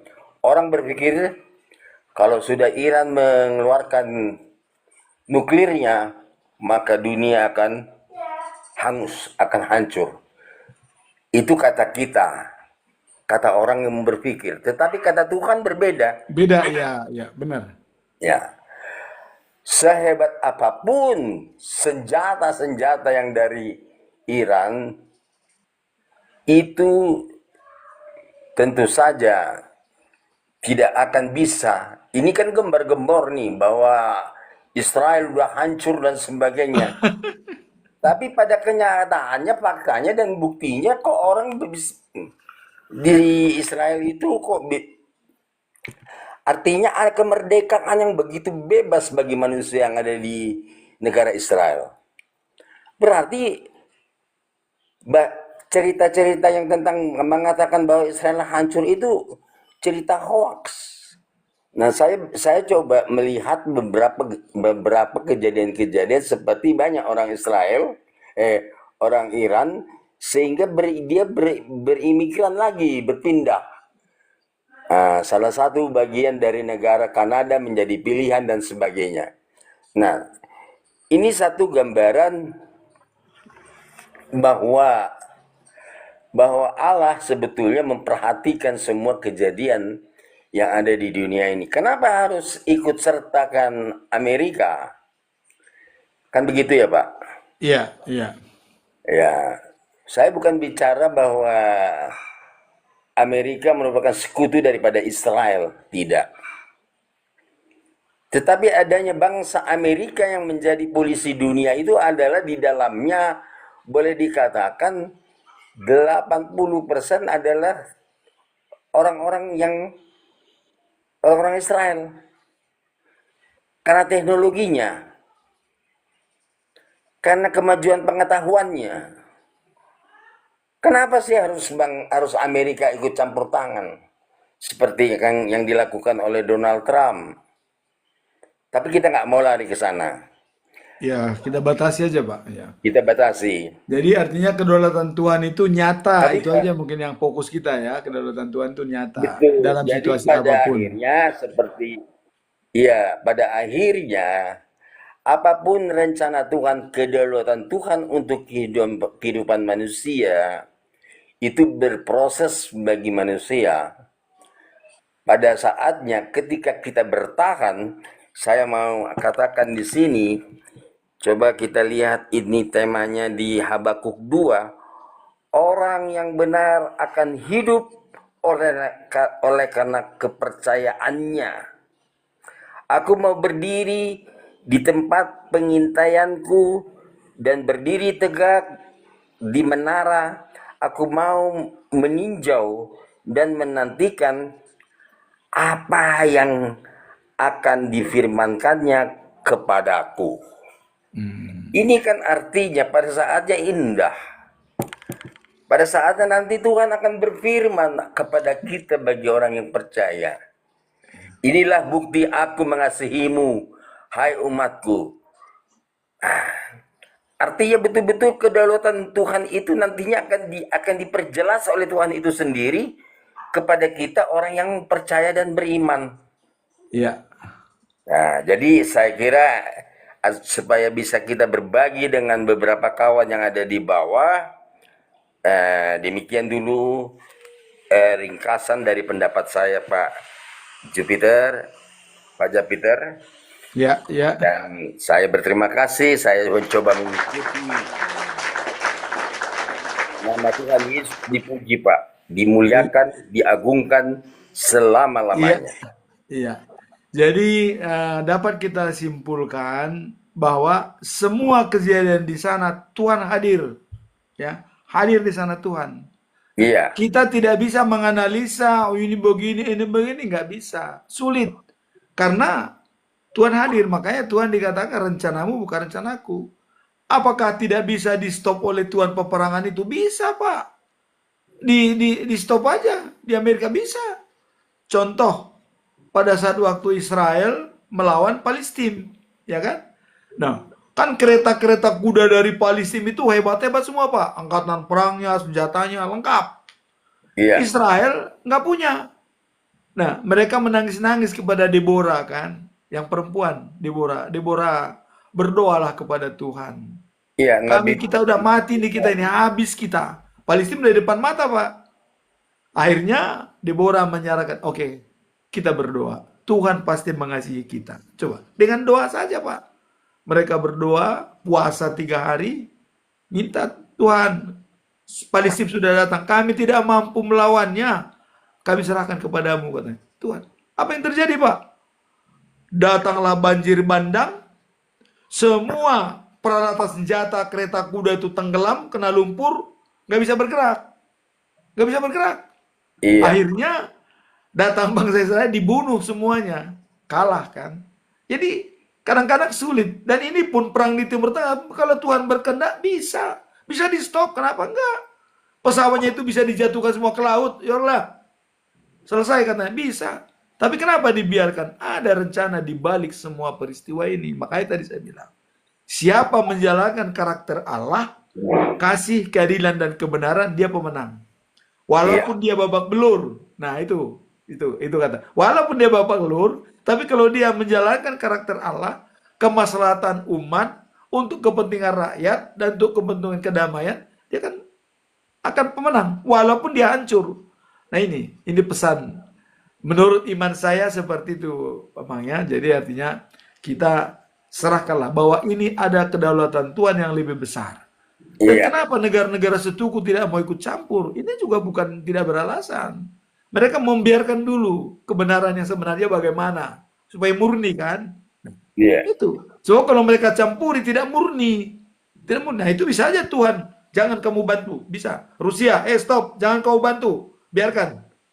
Tuhan punya kehendak. Maka dengan ayat hari ini, walaupun kita bingung seperti Habakuk, tapi kita tetap beriman kepada Tuhan, semuanya indah pada waktunya. Demikian, Pak Roho ya. Iya, itulah mungkin sebagian kepada teman-teman semua yang di bawah. Ya, kita di sini tidak melihat kemana siapa harus pemenang, kita tidak. Siapapun yang kalah kita prihatin. Siapapun pemenang kita tidak jadi euforia, tidak ya. Karena di sana ada pengorbanan. Tapi mari kita fokuskan bahwa kedaulatan Tuhan akan ditegakkan di Timur Tengah. Apakah ini akan membuka perdamaian di Timur Tengah untuk tidak perang selamanya? Ya Allah alam. Ya terserah Tuhan. Mudah-mudahan ini membuka supaya tidak lagi terjadi perang di Timur Tengah. Antara mereka perang dengan ini. Dan saya sudah melihat adanya Abraham Accord ya. Apa itu Abraham Accord? Ada perjanjian Abraham ditandatangani oleh Netanyahu, Amerika, dan negara-negara Arab. Arab Saudi, Jordania, udah ditandatangan. Jadi mereka tidak lagi bermasalah-masalah dengan tanah. Bukan lagi kutak-kutik tanah leluhur. Tapi mereka bagaimana supaya rakyat ini sejahtera. Itu sekarang dipikirkan dengan adanya perjanjian Abraham Accord yang ditangani di Amerika. Nah, maka kenapa Amerika juga sekarang ini membuat perdamaian, ikut Pak Prabowo tanda tangan, ya kan? Bahkan PBB nggak diikutkan, ya. Nah, jadi di sini makanya apakah ini tanda-tanda dunia akan berdamai? Ya mari kita berdoa. Mudah-mudahan Pak, dengan adanya kejadian ini tidak ada lagi nanti perang di Timur Tengah. Tidak ada lagi perang-perangan antara Arab sendiri, tidak. Ini kita doakan ini supaya inilah terakhir perang di Timur Tengah dan seterusnya untuk kedamaian. Ini analisa saya. Dan mungkin mudah-mudahan saya satu pikiran dengan Tuhan, mudah-mudahan Pak. Tapi kalau nggak satu pikiran juga itu terserah kepada Tuhan. Tapi dalam alam pikiran saya, ini akan membuka perdamaian secara menyeluruh di Timur Tengah. Sehingga Uni Emirat Arab tidak lagi direpotin ya. Dan juga teman-teman yang naik haji ke Arab juga semua damai, tenang ya, berdamai gitu, beribadah dengan baik. Nah inilah kalau menurut analisa saya kejadian ini kita serahkan kepada kedaulatan Tuhan. Betul. Demikian Amang. Ya. Artinya kejadian ini bukan kita kehilangan Tuhan, tidak. Bukan ya. Bukan. Tidak.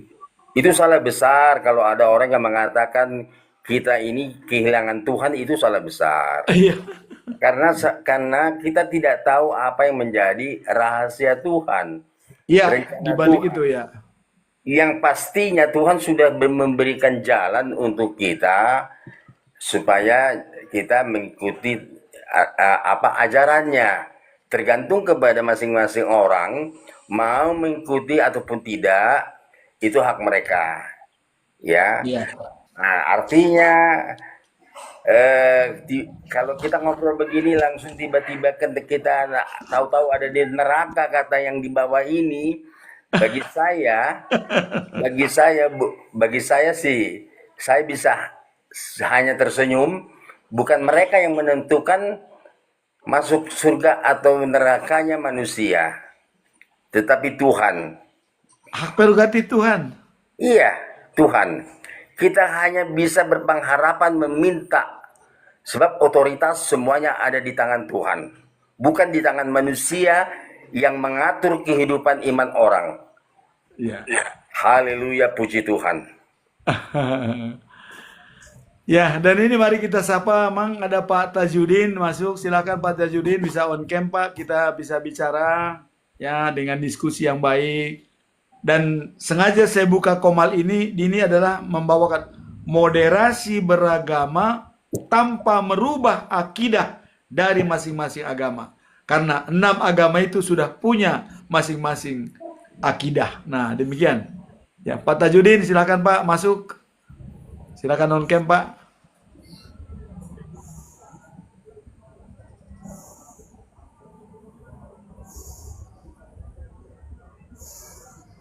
Ya, sementara nunggu Pak Tajudin ya kita terus saja Pak Maruli ya. Jadi Iya, kalau Bapak Maruli Pak Haloho. iya. Oh iya. Ya kita memang sama-sama ya seperti apa? Kadang si paha sada si paha dua, si pata boru si pata hula-hula Pak. Sudah mulai. Karena anak saya kawin dengan boru dolok seribu. Oh. Pak Japiter, ini Pak Tajudin sudah bisa kelihatannya. Oh ya, udah bisa nggak bisa on cam dia. Soal on cap saya nggak tahu ya, Pak Tajudin. Nah, Pak Tajudin silakan on cam Pak. Kita bisa apa diskusi.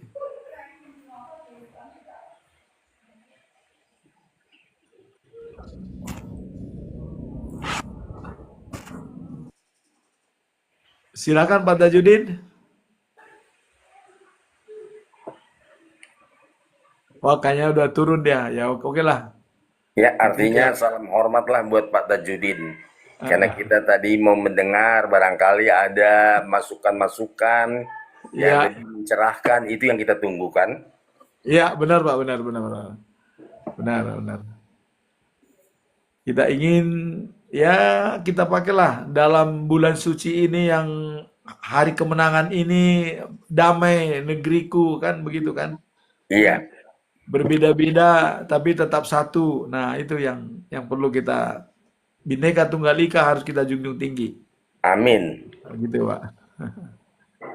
Nah, makanya saya juga di apologet lain itu yang mengatakan ini begini. Aduh, ngapain kita care kepada akidah orang yang tidak kita imani, ya kan?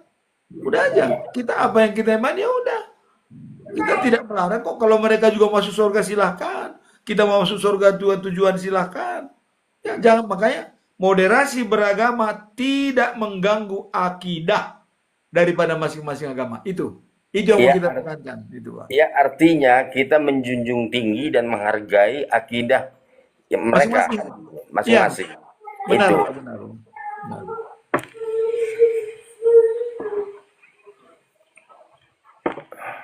Iya, ini Amsal Ginting lagi masuk. Oh ya, ini kawan nih Pak Amsal Ginting ini. Terima kasih. Gimana Pak Amsal Ginting? Selamat pagi. Silakan on. Salam, Silakan on salam, cam, Bang. selamat Supaya pagi kita bisa nanti Bapak. kenal. Silakan, Pak. Silakan on cam, Bang. Maaf, saya nggak bisa on cam karena kamera depannya rusak.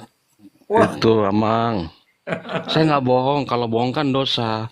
Ya, iya, katakan iya. ya, tidak katakan tidak ya. Tapi memang kamera saya rusak. Itu, Amang. Oh, ya oke lah, nggak apa-apa. Ya, Ya, silakan Pak Amsal Ginting. Sudah menyimak tadi apa yang kita sampaikan ayat-ayat ini. ya, saya mau tanya, Amang ya. Memang saya tertarik ya di room ini. Bagus kita bisa berdiskusi tanpa harus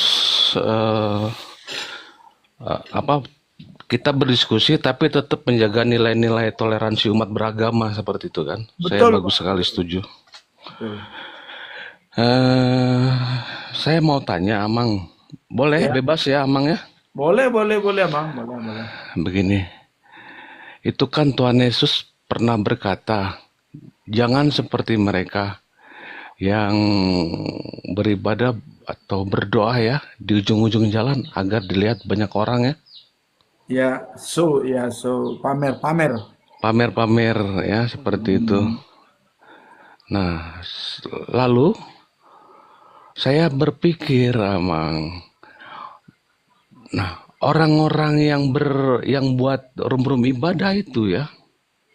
Kalau ini kan room diskusi ya. Nah, orang-orang yang buat room-room ibadah berdoa di TikTok itu, maka apa bedanya mereka dengan orang-orang Farisi yang berdoa di Pinggir jalan. ujung-ujung jalan agar dilihat banyak orang itu, Amang? Apa bedanya, Amang? Yang Oh, memamerkan ibadahnya, memamerkan doanya gitu, agar dilihat banyak orang. Saya, Amang, selain beribadah di gereja, saya juga beribadah online. Tetapi di aplikasi Zoom, ya. bukan di TikTok. Jadi kalau di Zoom ini yang bisa melihat adalah kami sesama yang beribadah dan Tuhan yang bisa yang melihat ya. Tetapi kalau di TikTok ya begitu, siapapun bisa melihat. Nah, jadi kita sulit untuk bisa meyakini bahwa mereka membuat room-room ibadah itu karena untuk kemuliaan nama Tuhan. Sulit. Kalau memang benar, ayo seperti kami di Zoom coba. Bisa nggak di Zoom? Tidak dilihat banyak orang. Hanya peserta peserta aja yang bisa saling lihat gitu loh. Bisa nggak? Saya yakin nggak bisa, karena tujuan mereka bikin room-room ibadah itu ya untuk dilihat banyak orang, biar dapat Sekarang koin, cari zamannya cuan seperti itu. Kal zamannya sekarang. Ya betul, Amang. Jadi gini Amang, mungkin ya bila zaman dulu sudah ada TikTok ya, di zaman orang Farisi ada TikTok, mungkin Tuhan berkatanya begini, jangan seperti mereka yang beribadah dan berdoa di TikTok agar dilihat banyak orang. Saya juga memuji Tuhan ya teman-teman, tetapi tidak dipertontonkan. Sambil nyuci mobil saya memuji Tuhan ya. Pagi-pagi saya saat teduh ya di kamar, di atas tempat tidur ya, di lantai saya saat teduh. Tidak dipertontonkan, tidak di TikTok, tetapi lihat ada banyak saudara-saudara kita yang memamerkan ibadahnya ya, sambil berkata, ayo absen dulu, jangan lupa tap-tap layar ya. mereka berdoa. Lalu kalau berdoa itu idealnya apa? Ya, fokuslah kepada Tuhan. Tetapi lihatlah orang-orang Kristen yang berdoa di TikTok, yang satu berdoa, yang lain ketik amin, amin. Ini kan udah hal yang aneh. Kalau berdoa itu fokuslah kepada Ya, Tuhan. Ya, tujuannya mereka, bukan main HP tujuannya ngetik-ngetik mereka follower, amin, amin follower seperti semua. itu. Nah, itu yang ingin saya tanyakan, Amang. Ini adalah bentuk keprihatinan saya. Mengapa ada fenomena seperti ini? Mengapa kita harus memamerkan ibadah, berdoa dan lain sebagainya? Kalau dengan alasan zaman sudah modern, yuk kita di Zoom. Bisa nggak? Saya yakin nggak bisa. Terima kasih, Iya, Amang. terima kasih Pak Amin Ginting ya. Saya tanggapi Pak ya. Nah, Iya, Amang. Iya, Amang. jadi memang kadang-kadang apa yang kita lihat tidak sama dengan penglihatan Tuhan. Maka seperti tadi ayat hari ini Pak Habakuk ya. Kita bingung ini. Habakuk bingung. Kok Tuhan membiarkan bangsa kafir ya, itu Babel atau Iran, kok mendisiplinkan umatnya yang penuh dengan kejahatan, yang penuh dengan apa namanya itu penindasan ya, penyembahan berhala, Yehuda. Itu ayat hari ini kebetulan. Bingung Habakuk. Seolah-olah Tuhan membiarkan bangsa kafir mendisiplinkan bangsa Yehuda, bangsa pilihan. Nah, cuman kita bisa punya kesimpulan dari Alkitab, Amang ya. Silakan dibaca Kolose 3 ayat 23. Ya. Apa dikatakan di situ, Amang? Jadi, apapun juga yang kamu perbuatlah dengan segenap hatimu, seperti untuk Tuhan, bukan untuk manusia. Itu kuncinya. Kalau mereka berbuat untuk Tuhan, is oke, silakan. Tapi kalau dia berbuat untuk manusia, terimalah hukuman. Ya, Kolose 3:23. Apapun yang kamu perbuat di TikTok, di medsos, dimanapun, perbuatlah dari segenap hatimu dan seolah-olah untuk Tuhan, bukan untuk manusia. Jadi kita di sana untuk kepentingan Tuhan. Dan jangan kepentingan cuan. Kenapa saya sampaikan ini? Karena ada juga ayat mengatakan, sampaikan firman Tuhan layak di tempat layak atau tidak layak. Nah, dan ini pun Musa dulu sudah dikatakan, pada saat kamu pariwisata, pada saat kamu istirahat, pada saat kamu makan, pada saat kamu tidur, pada saat kamu jalan-jalan, sampaikan firman Tuhan itu. Nah, kuncinya adalah seolah-olah untuk Tuhan. Giat bekerja untuk Tuhan. Nah, kemudian dikatakan lagi dalam 1 Korintus pasal 15 ayat 58 ya kan. Apa dikatakan? Berdirilah tegak. Jangan goyah. Ya. Giat bekerja untuk Tuhan. Jerih payahmu tidak sia-sia. Wah, bukan main. Jadi kalau dia berdiri tegak dalam TikTok, tidak terpengaruh dan giat untuk Tuhan, ya jerih payah dia tidak sia-sia. Itu. Jadi artinya memang kadang-kadang kita menilai seharusnya kalau berdoa tutup kamar, berdoa kepada Tuhan, ya, dan tidak boleh dilihat orang lain, itu kamu berhubungan dengan Tuhan. Memang ya seperti itu. Ajaran Yesus seperti itu. Layaknya memang seperti itu. Nah, namun dengan adanya kita tidak kaku, ya, artinya terlampau strike. Nah, sedangkan dikatakan napas kita adalah doa. Setiap kita bernapas itu sudah doa kita. Kenapa napas kita doa? Karena napas itu dari Tuhan. Jadi jangan sampai ya kata-kata kita tidak sesuai dengan napas kita. Nah, itu menurut saya Pak Ginting. Ya, mudah-mudahan bisa diterima Pak dengan jawaban Kolose 3 ayat 23 ini bisa mencerahkan. Demikian Pak Ginting. Ya, betul Amang. Jadi kalau kita saya perhatikan Amang ya di sosial media khususnya karena kita di TikTok, maka kita akan bahas tentang fenomena orang-orang Kristen yang ada di TikTok. Nah, saya sering gitu menyampaikan hikmat ya tentang kebenaran firman Tuhan, tentang kekeliruan-kekeliruan yang mereka lakukan. Tetapi saat saya menyampaikan kebenaran firman Tuhan, mereka pun begitu, punya alasan menggunakan aneka macam ayat-ayat firman Tuhan untuk membenarkan perbuatan-perbuatan mereka. Ya, begitu Amang. Ya. Seperti juga tadi apa yang dikatakan Amang, untuk memperkuat sesuatu yang Amang sampaikan, Amang mengutip ayat firman Tuhan untuk memperkuat ataupun tanda kutip membenarkan statement dari Amang. Nah, orang yang seperti itu ada banyak Amang. Saya bingung. Jadi yang mana mau didengarkan tentang firman Tuhan ini? Ya, satu sisi Tuhan berkata, jangan seperti mereka yang beribadah dan berdoa di ujung-ujung jalan agar dilihat banyak orang. Nah, sekarang Amang mengutip dari ayat apa tadi? Tesalonika ya? Kolose 3 Kolose, maaf ya, Kolose. 3. Nanti begitu juga, Amang.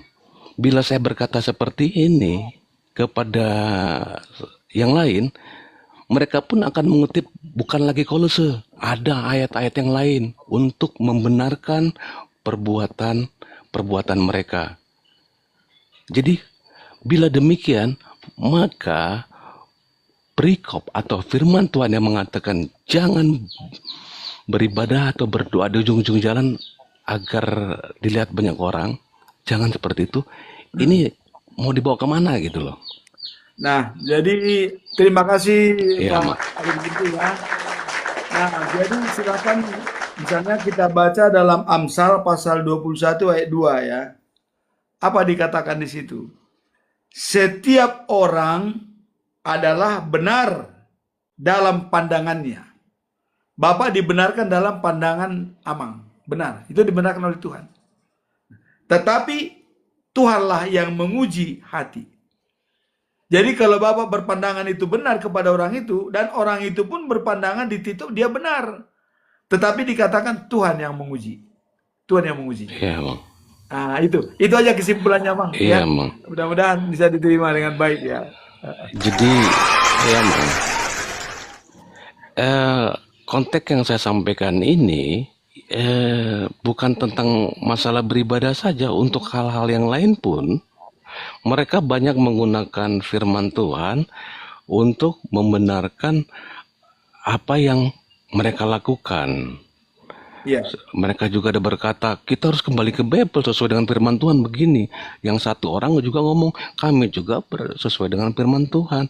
Ada ayat dalam firman Tuhan begini, dibacain. Yang satu lagi juga baca, kami seperti ini, dibacain lagi gitu. Jadi malah perang-perang firman Tuhan. Perang-perang firman Tuhan. Seperti itu. Nampaknya emang ya, kalau saya lihat ya di TikTok ini banyak orang-orang Farisi ya. Saya menyebut mereka ini orang-orang Farisi di abad modern. Merasa paling benar, merasa sudah melayani Tuhan, tetapi ya begitu, tidak hidup di dalam kehendak Tuhan. Mereka banyak yang suka membahas firman Tuhan, tapi tidak menjadi pelaku firman. Seperti itu, Amang. Ya. Semoga kita di sini tidak seperti mereka yang hanya bahas-bahas firman, tetapi tidak melakukan firman. Jadi marilah kita menjadi orang yang berkenan di hadapan Tuhan. Orang seperti apa itu? Yang merenungkan firman Tuhan siang malam dan yang mau melakukan firman Tuhan, menjadi pelaku firman dan garam terang dunia. Terima kasih, Emang. Amin. Ya. Jadi artinya, Mang, mari kita berpikir sama dengan Tuhan. Jadi kalau kita berpikir sama dengan Tuhan, Mang, ya, kan Tuhan kan sudah bilang begini, setiap orang, ya, setiap jalan orang adalah benar dalam pandangannya. Silakan. Setiap orang benar dalam pandangannya. Nah, dikatakan, tetapi, nah ada tetapinya, Tuhanlah yang menguji hati. Jadi yang lebih baik, strategi kita adalah dengan menyerahkan segala keputusan dan penilaian kepada Allah. Karena dia yang kedaulatan Tuhan yang menentukan. Jadi itu memang. Jadi orang semua dia merasa benar. Silakan. Anda merasa benar. Ya, seperti itu silakan. Tapi ingat, Tuhan yang melihat hati. Nah, kalau saya itu Mang, supaya kita tidak pusing dengan mereka Mang ya. Artinya bisa kita enak tidur, enak jalan gitu. Tidak pusing melihat, ya Mang. Ya, Tidak pusing melihat orang-orang Farisi di abad modern yang banyak keliaran di TikTok itu, Mang ya. ya tidak pusing Mang. Karena ada Amsal, ya, ada Amsal 21 ayat 2. Biarlah orang-orang itu benar dalam pikirannya, tetapi gitu. aku yang akan mengetahui hati mereka. Itu kata Tuhan, Amang. Iya, Mang. Bahkan di Amsal juga begini, ada pernyataan Amsal itu. Kalau seandainya kita melihat orang yang salah, kalau kita sudah menghakimi dia, itu Tuhan nggak lagi menghakimi katanya. Ya kamu sudah hakim, udah biarkan aja. Tapi kalau kau diam, saya menghakimi. Nah itu ada juga tuh. Oh gitu. Iya. Oke Mang ya, terima kasih Pak Iya, Hamzah Mang. Puding, ya. Salam sehat di Bandung ya. Tuhan berkati. Sama-sama, Mang. Tuhan Ya, memberkati. sampai keluarga.